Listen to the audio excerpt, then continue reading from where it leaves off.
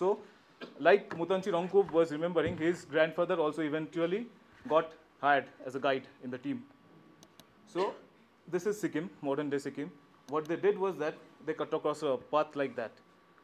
Now, if you want to retrace his steps, you just need to get off at the station of New Jalpaiguri. You can hire a cab, and 12 hours or 2 days at max, it will take you to the northernmost border with Tibet that I have shown on the map.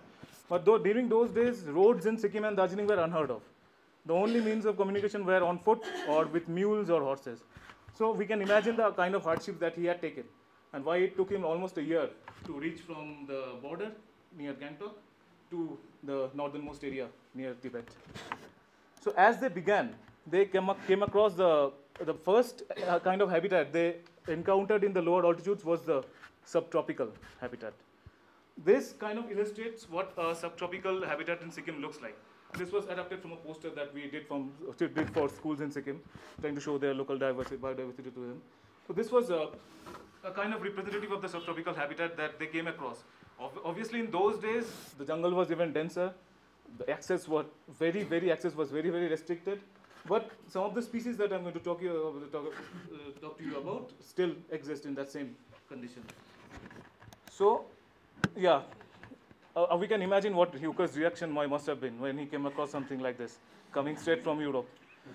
Now, the other species of pangolin, which exists in the plains of northern India, and I know that it is there in Doon Valley because during my time, we had seen one in WI campus only.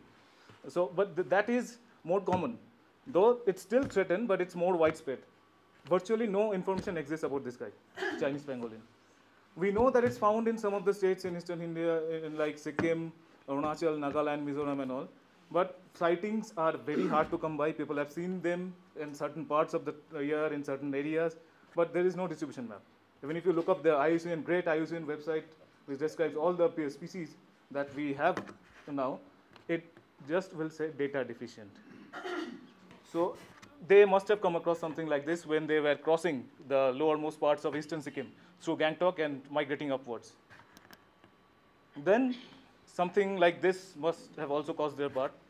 Mutanchi Rangkup's grandfather must have had a local name for it, but we have no idea what, because the Lepchas are not very good when it comes to keeping written account of their languages and their customs.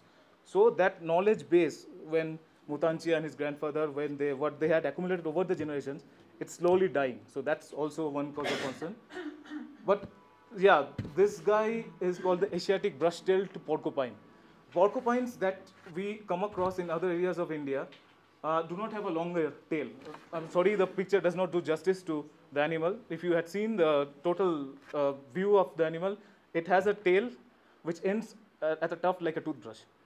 So this is also a very strange animal which is seldom seen or heard of.